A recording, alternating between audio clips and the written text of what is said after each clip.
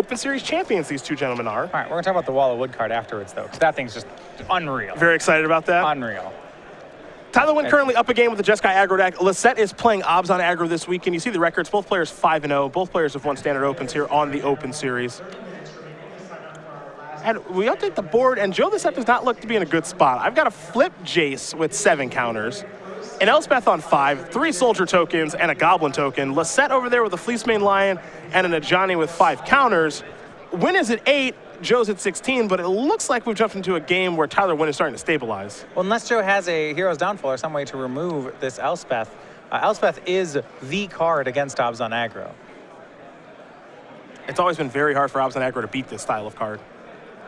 He's got some good interaction. You know, he has Ajani plus Hangerback Walker. That's a neat 1-2 punch. But Elspeth can still just chump it. Yep. Doesn't have to kill it, just chump it then.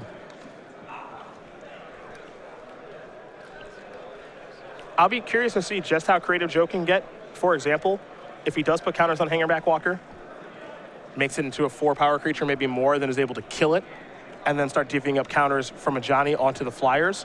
That's an avenue to go down here, but just having a large Hangerback Walker on the ground versus an Elspeth, just going to get chump block all day, like you mentioned.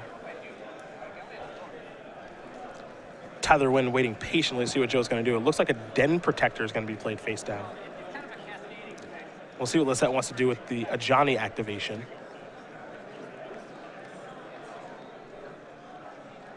Yeah, Den Protector, Fleecemane, Hangerback. Looks like it's going to be all on the Hangerback. Okay. Joe's setting something up. Looks like Fleecemane Lion's coming in too. Maybe not. It seems like a tough board for Fleecemane Lion to attack through. I mean, that's the difficulty with Elspeth here, is that she just can chump block her way up to 7 counters, especially if Joe's not putting pressure on.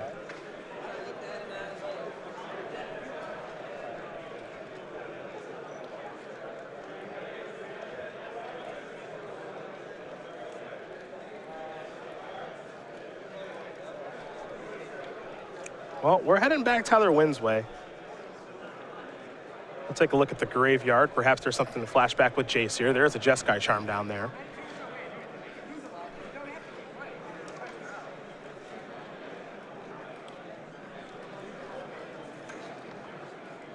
Winn did win the Open Series in Knoxville last year with a burn during Season 2.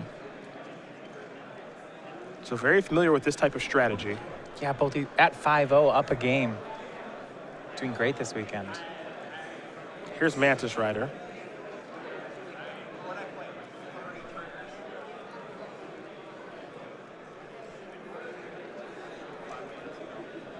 So see how he wants to go about attacking this turn. You have to imagine at least Mantis Rider's coming in. Don't know where it's going to go because Ajani is attractive at this point.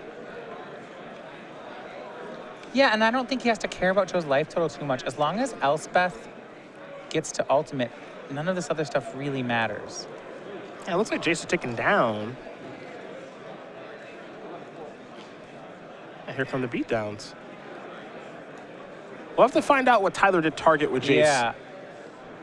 He's got a Jeskai Charm. Got it. Looks like he might be interested in +1/+1 lifelink mode. Very possibly. They're all going at Ajani.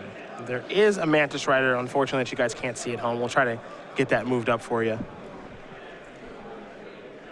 Don't want there to be a surprise attacker.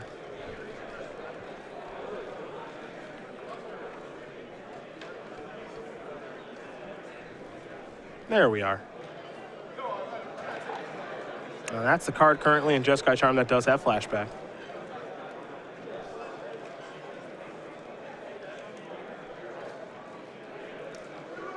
Yeah, so the attack comes in, he's got, right now he has 7 power without the pump spell. If he does play the pump spell, that'll up it to 12.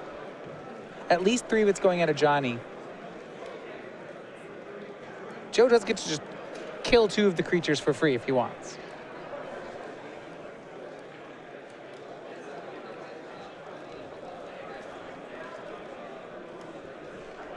Jeskai Charm about to be flashback. There will be some life gain here. Tyler pushing himself out of, the way for Joe to kind of steal this one, which I think is pretty important here by him. He's going to lose some things. from the attack, but more importantly, his life total is going to be really buffered here.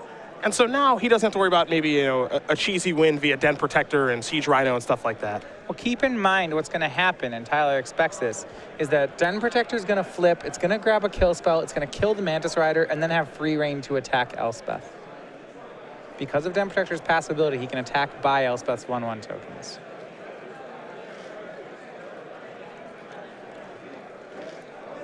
Well, Tyler hasn't used Elspeth just yet. His turn's not over. So up to 6, 3 more soldier tokens here for Winn.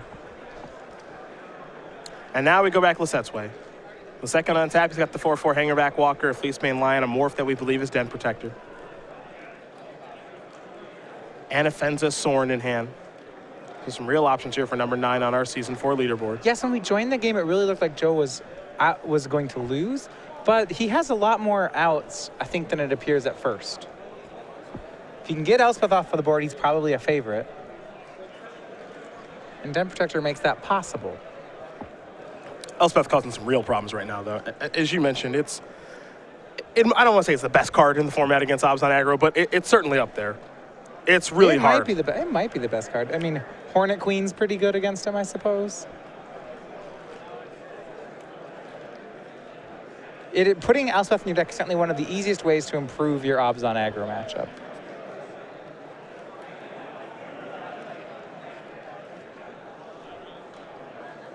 Well, let's see which avenue Joe wants to go down here, because he's got a lot of options.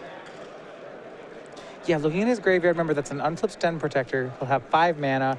He could buy back a Johnny. He has multiple Obs on Charms, an Anafenza, a Fleecemane Lion, fetch lands. And in hand, he has Anafenza Sorin. So plenty of options here. Looks like he'll start by flipping Den Protector. All right. It'll get a counter, of course. The question is, what is Joe going to return?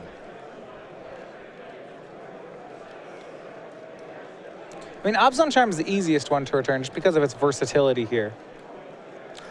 I think there's an argument for a Johnny too, right? Because Den Protector is a 3-power creature right now. You redeploy a Johnny. And then kill Elspeth. You kill Elspeth. You have a 6-power Den Protector. I feel like that line's pretty attractive. Great. You're right, just go ahead and get the Elspeth off the board. Talked about how important that could be. Here's a Johnny into play again. Den Protector up to a 6/5. And yeah, if it attacks, it will take care of Elspeth. And we're in Den Protector can't be blocked mode. And it's potentially only getting bigger. So I like that turn for Joe a lot. With Elspeth gone, the game's harder for Tyler. He can stance away the Den Protector, which is what he does. But that's his late game. I mean, he does have a couple copies of Dragonlord Ojutai he could eventually go to. He only has the 1 Elspeth, so that's it for her. Tyler can finish off a Johnny this turn if he'd like. Little assist from Mantis Rider. Looks like a bunch of creatures are going to get in here. He's going to hang 1 back. So he'll lose 2 soldier tokens. A Johnny will bite the dust. Does he have a follow-up play? Looks like he's got a copy of Ochai's command. So the follow-up here is a lot better than it appears. Yeah, counters a creature spell. Could draw a card. Don't know if he has something to get back in his graveyard. Things he has to worry about is now that he doesn't have that Elspeth win where he overkills by a ton of damage. This Sorin Solemn Visitor in Joe's hand became a very live card. That life gain will be important.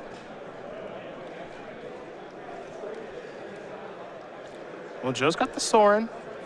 He's got a Den Protector. Got a lot going on in the grip.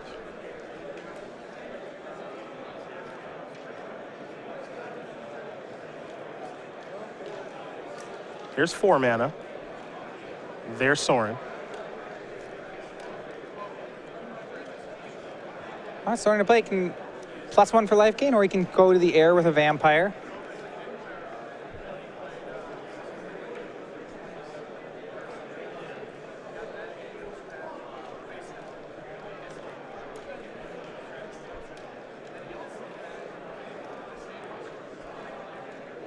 Up to 5, so it looks like we're going lifelink. Yep. All right, well, that'll help push things out of range. This game's a lot different than when we joined it. Yeah, just the Fleecemane, it looks like, not the Hangerback. Tyler will let Jace go down. All right. I think, and Tyler had the opportunity to chump block there. Yeah, he did. He could have chump blocked with a 1/1. It leads me to believe he wants it back from Ochitai's command. Yeah. Right. I was going to say that, yeah, that's the only part that really makes sense. Otherwise, you would have given up the 1/1. Yep. He can say, bring it back, draw a card, activate again, get a little deeper into my deck. So I like this a lot. Now Winn will untap and draw a card for the turn.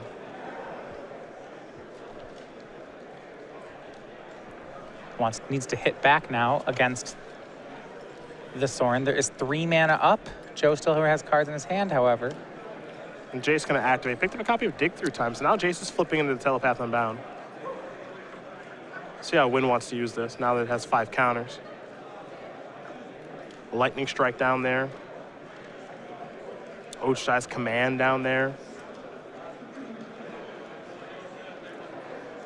Going to start by sacrificing the Flooded Strand. Yeah, and I think he'll lead off on a 2 mana Dig Through Time. Give him some better information. Yeah, I mean, nothing in his hand is perfect at the moment. Look for ways he can cleanly deal with a 4/4 Hangerback Walker. And he doesn't particularly have any. He has 1 Magma Spray in his deck, which could work in conjunction with other damage. Looks like he's trying to knock out Sorin.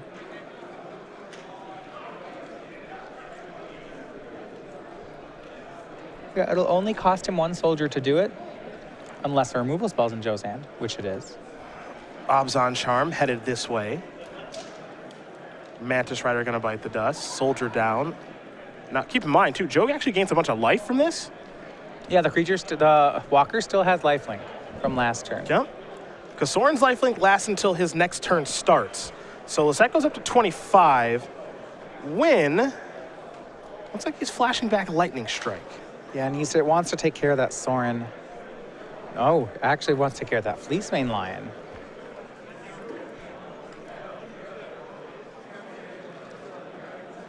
Now here's another Jace. They'll pass the turn back. Dig Through Time left in hand. Wanted to stop Fleecemane Lion before it went monstrous. Maybe Winn feeling as though he can overcome Sorin right now. Yeah, great positioning here from Tyler. But Den Protector, this is what to me always feels like the unfair part about Abzan aggro, is that they're this 2-drop, 3-drop aggro deck. But then you're playing a deck with Planeswalkers and Elspeths and Dig Through Times, and their Den Protectors almost go toe-to-toe with you.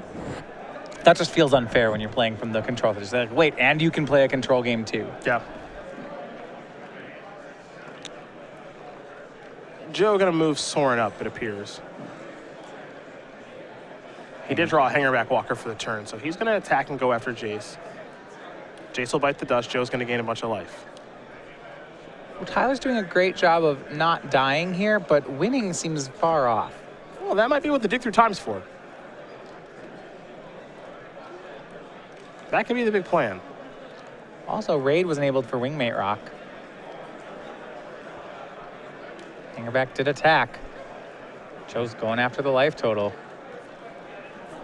Well, gonna gain some life, and we're gonna lose some power. Because this is the magic of live television.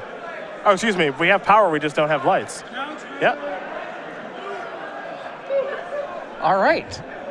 Hey, it's been a weekend. Quite the Wingmate Rock he just cast. Yeah, there. it shut everything down. So guess what we're gonna do? We're gonna take a commercial break, and when we come back, the lights will probably be on, and we'll see what happens in this game between Joe Lossett and Tyler Winn. So we'll see you guys back here for that just a bit. SCG Live is brought to you by StarCityGames.com, where you can now pre-order Battle for Zendikar boxes, cases, fat packs, and more. With great prices, excellent customer service, and the world's largest Magic the Gathering singles inventory, StarCityGames.com is your one-stop shop for all your Magic the Gathering needs. Visit us on the web at StarCityGames.com and pre-order Battle for Zendikar today.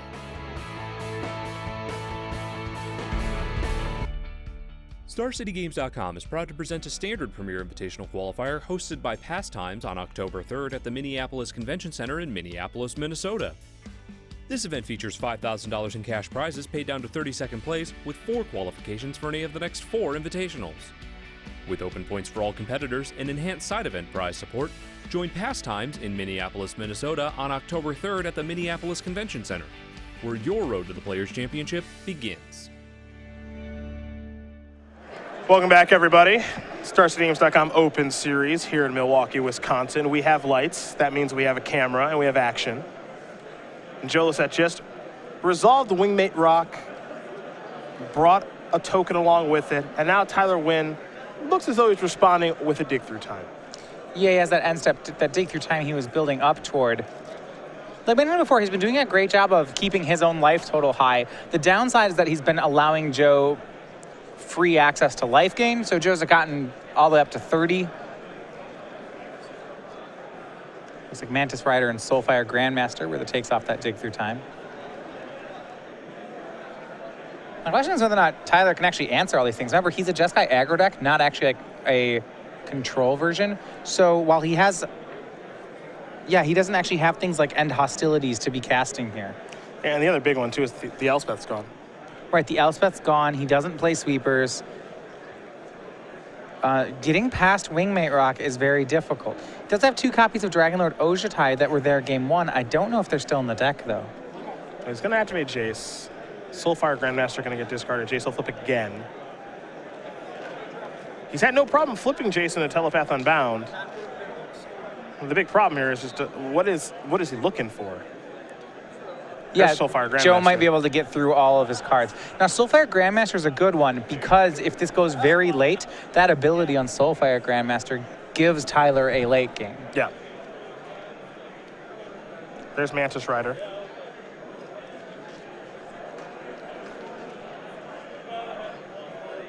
Stokes was given flashback by Jace. Now it'll take care of the bird. And gain some life in the process. Assuming Joe does not have something here. Yeah, does he have Dramoka's command to save it? No, he does not. So that's Dokat lifelink. Thanks to the Soulfire Grandmaster. Winn will gain some life, and now we head back Lossett's way. 30-22. The game score. Let's make that 19, excuse me. Yeah, did have to pain for that gain 4, but took 1 on the cast. So Joe with Sorin, that 4/4 hangerback, and the bird token. He can attack down Jace. Tyler has not been able to defend his Jaces very well. Just makes more of them every time Joe knocks them out. Den Protectors face down. Wonder whether Joe's plan is just to start recurring Wingmate Rocks. Unclear how many Den Protectors Joe has in the graveyard right now. I don't know if there's a Den Protector chain to be had. However, here's Anafenza in the meantime. Yeah, if he thinks the game is going really late, he'll just start doing that.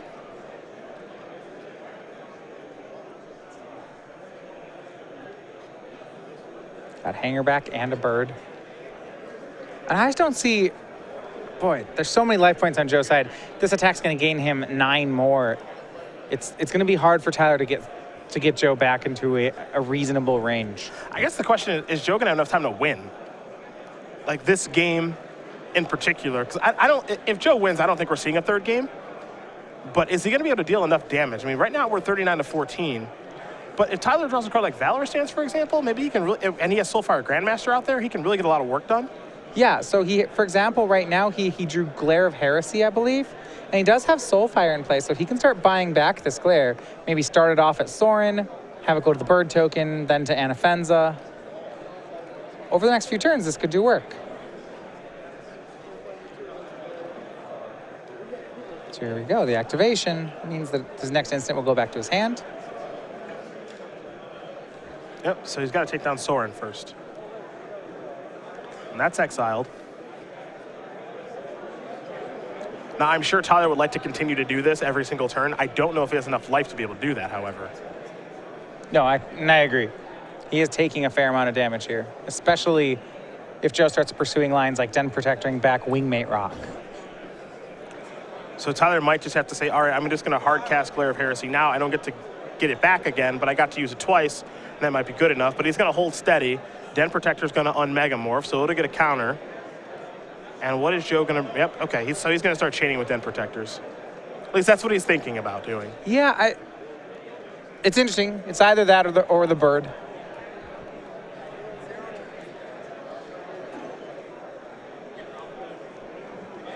And Joe going to draw.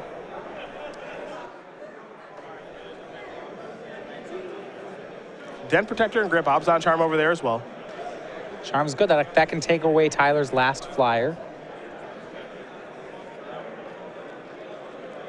And yeah, it seems unlikely that Tyler will be able to block his way through this.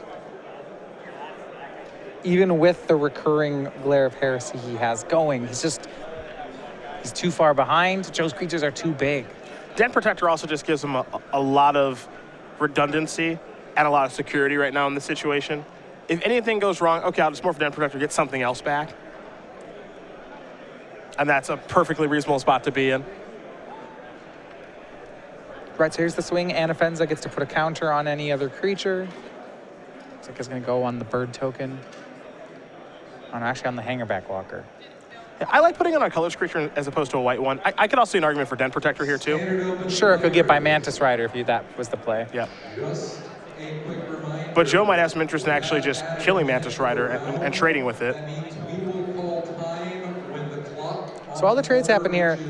And with Tyler losing this many creatures, it's starting to feel like he's playing to not lose instead of to win. With 6.5 minutes left in the round, I'm a little skeptical that he can stay alive for this long, and it might be in Tyler's interest to scoop this and go to a game 3. Yeah, I think that Joe's going to win, over the course of the next 2 turns, which could be 2 more minutes. And then, I don't know if Tyler's going to get the opportunity to be able to have enough time to win the match. And the same can be said for Joe, but Joe's down a game, so he doesn't care how long it takes. He'd rather draw than not lose. He'd rather draw than lose. Yeah. And Joe has to keep playing it. This is Tyler's call. Did draw Dragon Lord Ojatai. Could have been good earlier. We're pretty far behind now for that to matter. Soulfire Grandmaster going to go active. Glare of Heresy will take care of Anafenza. And there goes the Wingmate Rock token. This is all stuff I like.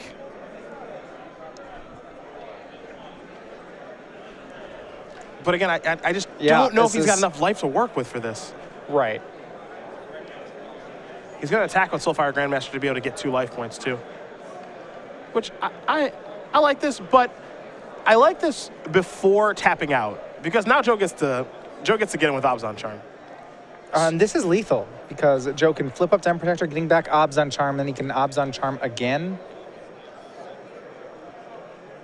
Which, no, thanks to the 2-life for Tyler, that's 1 short. Well, you get it. Did you cut the Megamorph counter?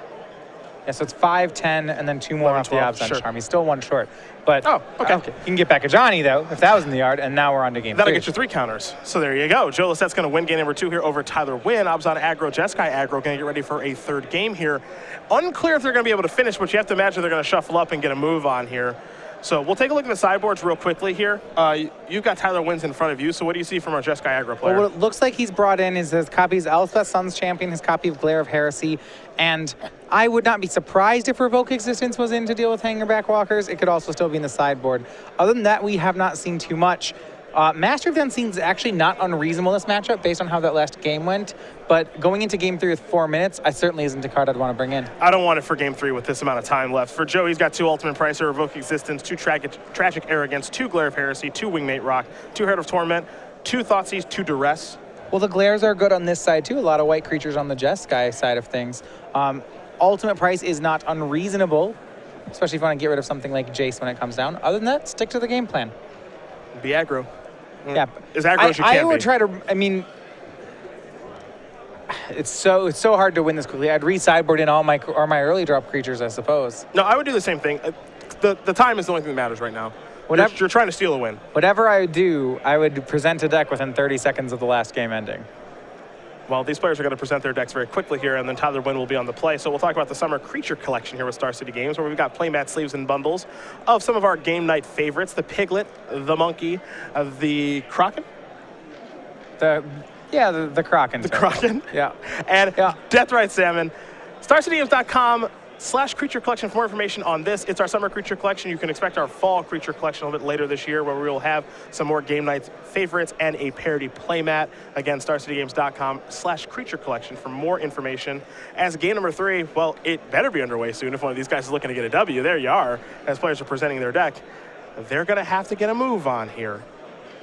Yeah, Tyler's going to be back on the play. He dropped game 2 there.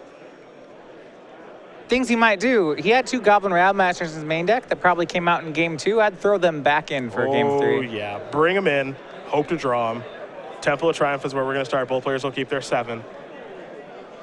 Looks like he's got 2 drop into Mantis Rider. It's where... Great. Big fan. Into 2 Mantis Riders. All right. I see a way Tyler can win. Yeah, he can. That draw can do it in 2 minutes. 2 minutes and a couple extra turns. That can do it. There's a forest from Joe. No Bioblights on Joe's side, so it's a fairly safe line. I guess the question is Tyler's next land enter the battlefield untapped? It would be nice. Yeah. Does he I'm sure have another land? Yeah, I'm sure he's hoping it's a flooded strand. There's a Planesseer's Hangerback Walker. Slow. Winn will draw. Flooded Boom, strand. flooded Off the strand. top. I don't even think he had a 3rd land. Huge draw for Tyler, and this is going to be a way that he can win the game. Could not see him pick up his step as he hits that draw. Yeah, give me a Mantis Rider. Give me some beatdowns. Here we go for 5. Don't think Joe's going to chump block. Not yet. I think he's saving that one for next turn if he can. Block, pump, make 1/1s. Yeah, he'll take the damage. We're going back Joe Lossett's way. He's under the gun now. 14 to 20.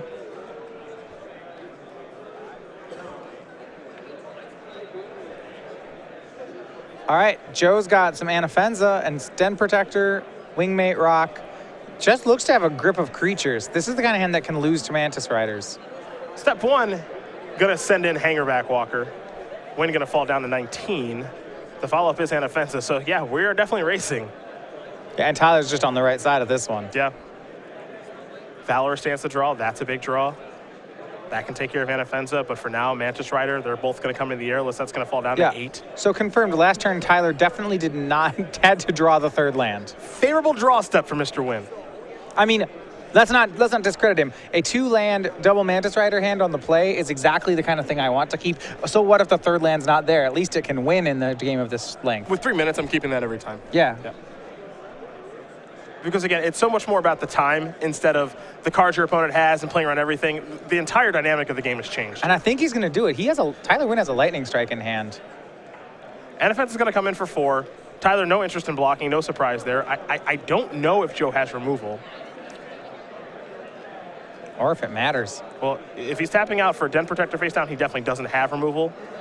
And bluffing removal actually doesn't do anything here either. Now, he can play Tyler's not going to respect a bluff. Yeah, he can play Den Protector face up and activate Hangerback Walker, but I think this is a W right now. Tyler Winn's going to untap very quickly. And for Tyler Winn, yeah, he's got burning. He's got a Lightning Strike in hand. He's got 6 in the air. Pushes through. And there you go. Tyler Winn gonna win this match over Joe Lossett 2-1. Jeskai Aggro gonna get it done just in the nick of time over Abzan Aggro. And for the former Open Series champion, Season 2 of Knoxville last year, great start for him here in Milwaukee, 6-0. Yeah, Joe Lossett in 9th. He's one of those players just on the bubble to make it into the Players' Championship. It's his first loss of the weekend, but 5-0 is a great start and looking for him to make a deep run. Can't be unhappy. You know, a tough loss to take there if you're Joe, but first loss of the weekend. Plenty more matches to be played, but that is going to do it here for round number 6 in Milwaukee. So, as we do come back to the booth here, we get ready for a commercial